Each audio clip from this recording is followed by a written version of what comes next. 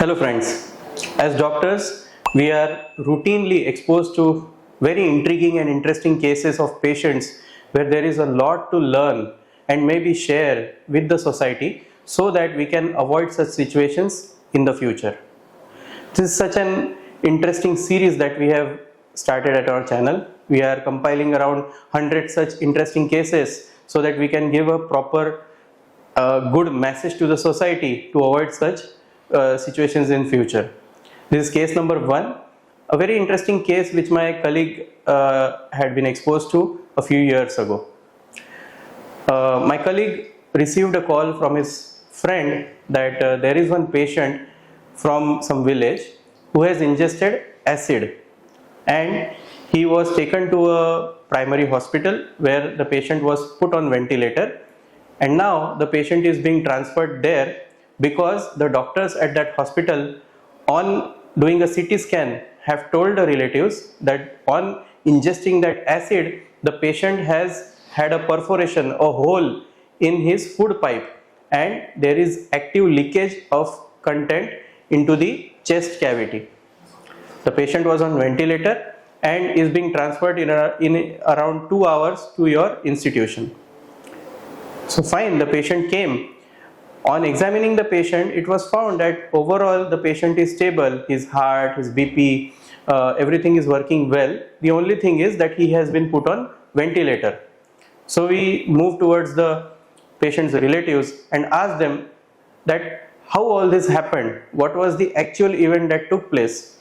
So the relatives told that we were nobody at home, and at that time the patient has taken some acid and drank it from a bottle. So the first question that came to our mind was, can you show us the bottle? The relative said that our village is almost 50-60 kilometers away, and there are not much means of transport available in our village. So the bottle must be at home and there is nobody home right now. So we cannot show you the bottle, but we are telling you that it is some form of acid. We still probed them that if possible, please ask somebody in the village, your relative or maybe a friend, to share the image of that photo on WhatsApp, of that bottle on WhatsApp. The relatives reluctantly agreed that okay, we will try to contact someone, but please do something for our patient. So we said, yeah, fine, show us the CT scan. On studying the CT film, generally what happens is, this is our digestive system. From the mouth, the food pipe starts and it goes down along the chest to the abdomen, which is the tummy, into the stomach. Whenever a person takes some acid or drinks some acid, the acid damages everything from the food pipe right down to the stomach. Most of the times we find the patient has multiple ulcers, a lot of times deep ulcers, which can also make a hole in the food pipe as well as in the stomach. But interestingly, in this case what we found was, on the CT scan, majority of the damage, the air leakage, was present in the neck region.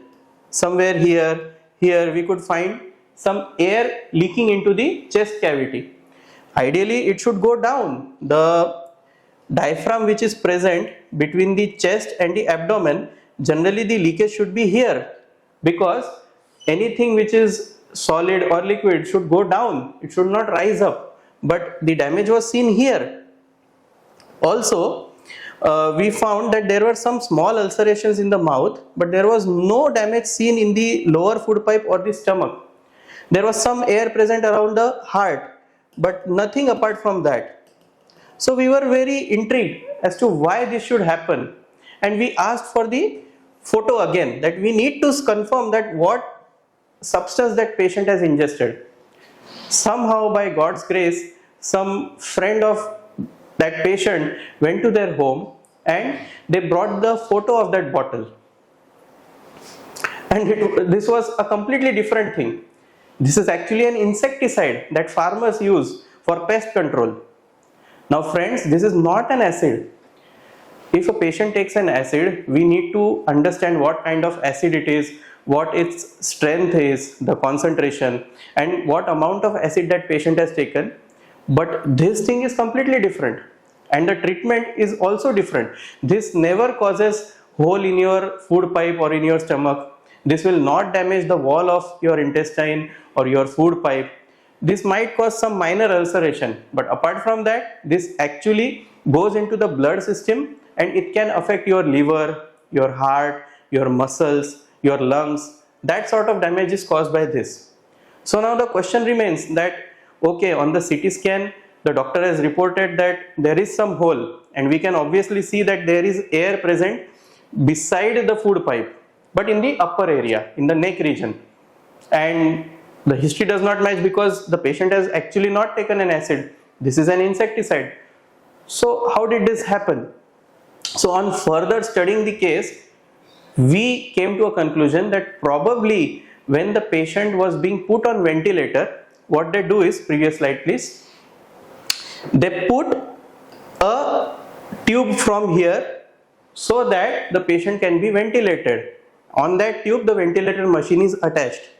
While putting that tube, if the situation is an emergency situation, patient is moving or coughing or vomiting, and if there is no proper visualization of the airway, then most of the times we have to put a wire which is known as stylet.